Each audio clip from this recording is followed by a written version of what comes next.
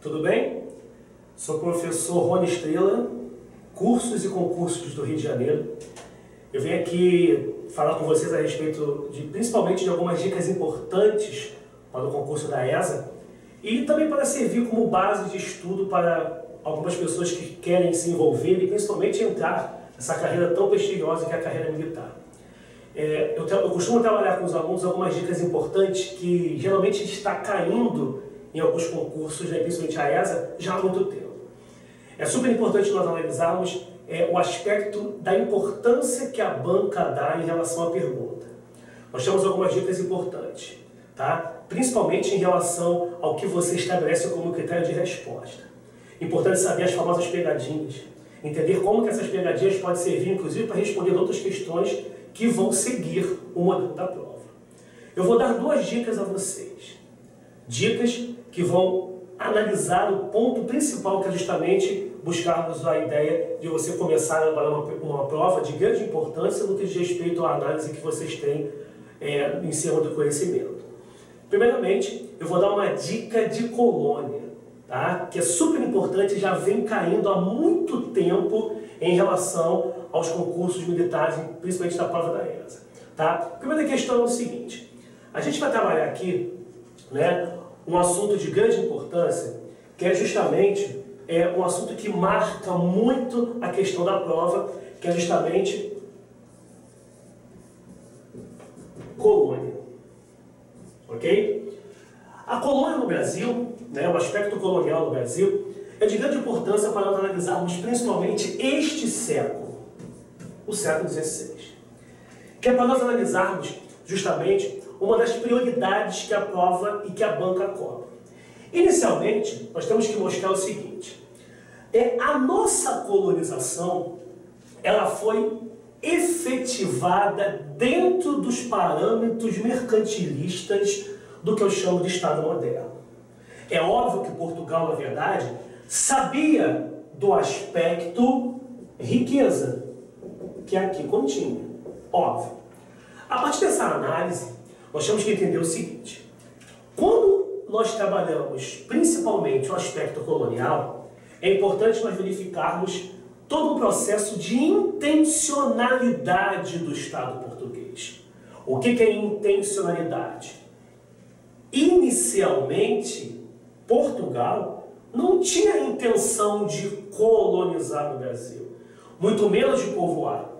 É nesse sentido que nós temos um aspecto de grande importância, que foi justamente o que eu chamo de exploração.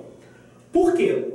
A nossa colonização, a partir do momento do século XVI, ela foi predominantemente masculina, tá entendendo? Masculina, patriarcal e monocultora. Ou seja, não vieram famílias para o Brasil colonizar. Vieram homens, vieram exploradores, buscando basicamente riqueza para abastecer uma Europa burguesa. Esse é um amplo detalhe. Então, para você que está aí prestando atenção, analisa uma coisa. Tudo tem a ver com um amplo sistema político-econômico português, aonde se estabelece a exploração de base escravista. Então aí nós já temos duas questões importantes, tá? A nossa colonização ela foi masculina, predominantemente latifundiária, exclusivamente escravista, e analisando de um ponto econômico, o mercantilismo português, ele na verdade usou o Brasil como base de exploração. Ou seja, o povoamento só vai acontecer a partir do século XVII, que aí veio o contexto da cana-de-açúcar. E aí, com a cana-de-açúcar, que você vai ter a ideia do povoamento, que foi uma consequência do processo de exploração. Então fica aí uma dica para você, ok? A base de sustentação foi mercantil? Foi. a base de sustentação ela foi economicamente voltada para a exploração? Foi de base latifundiária, ou seja, muitas terras eram exploradas. Foi de base escravista? Foi, porque a escravidão ela dava lucro, por isso tráfico de escravos. E foi um tipo de colonização de exploração, onde você vai ter principalmente todo um processo de enriquecimento de uma burguesia que está em Portugal, bancando esse processo.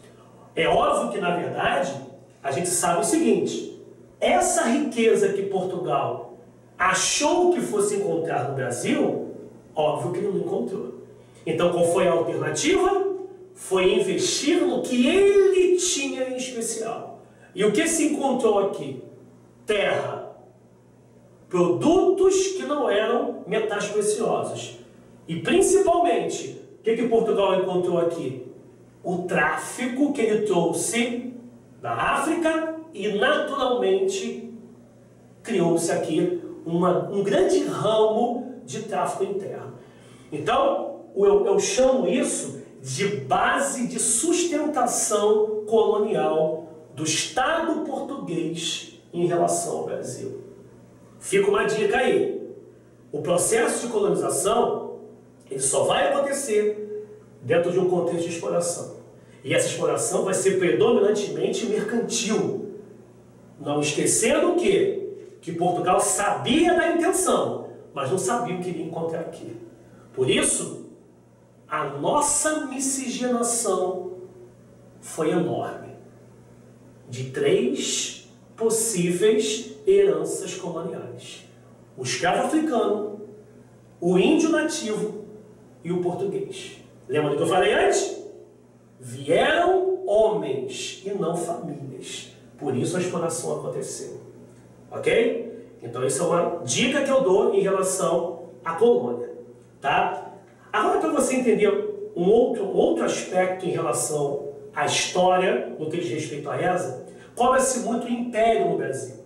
Tá? Nas últimas provas que tivemos na ESA, né, cobrou-se muito o princípio de formação do nosso Brasil independente.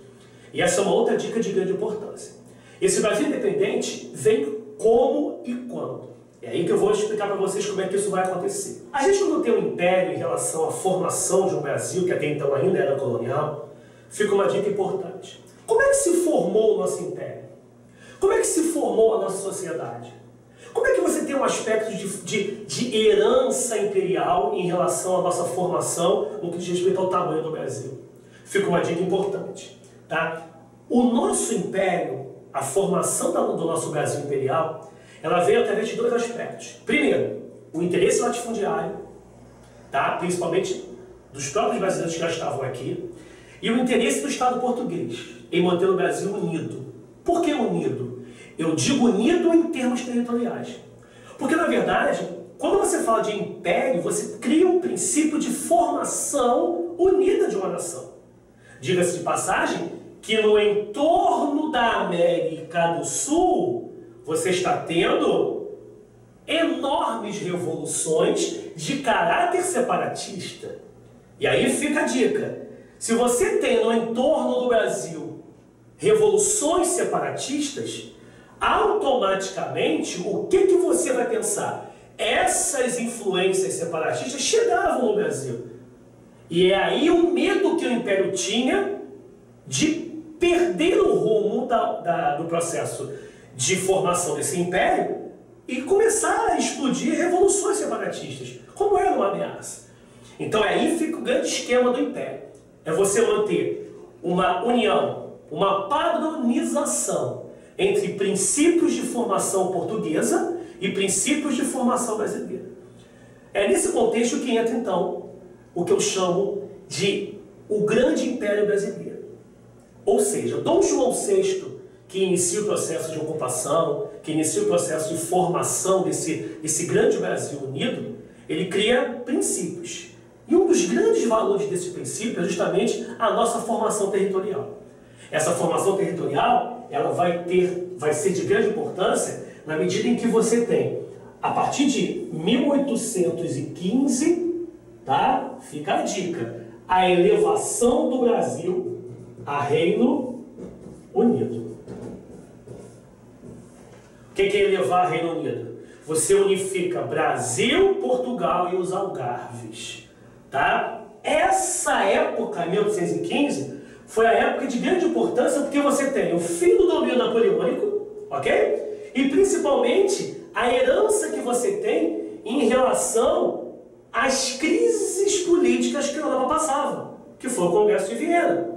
Então, automaticamente, o que Portugal fez? Ele manteve a unidade, vamos lá, territorial, ok? Manteve a base escravista, estou escrevendo aqui, olha as dicas, né? Base escravista, tá? E principalmente, ele manteve o que se chama de unidade política. Essa unidade política aconteceu exatamente com uma palavra que você nunca mais pode esquecer. Essa palavra se chama inversão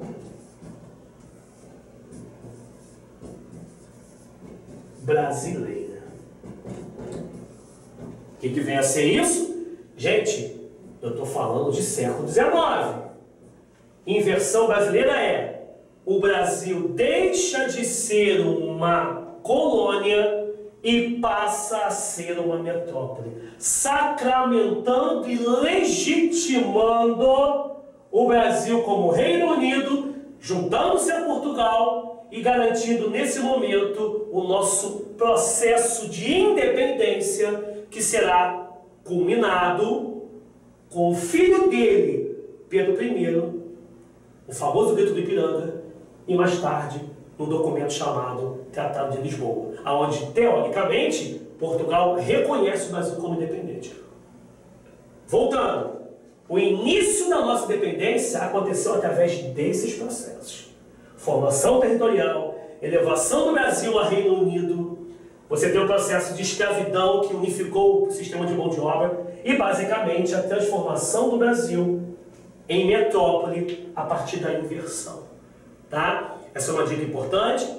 Eu espero que vocês tenham basicamente entendido toda essa parafernália de informação, tá? E quero que vocês sejam muito bem sucedidos em seus estudos.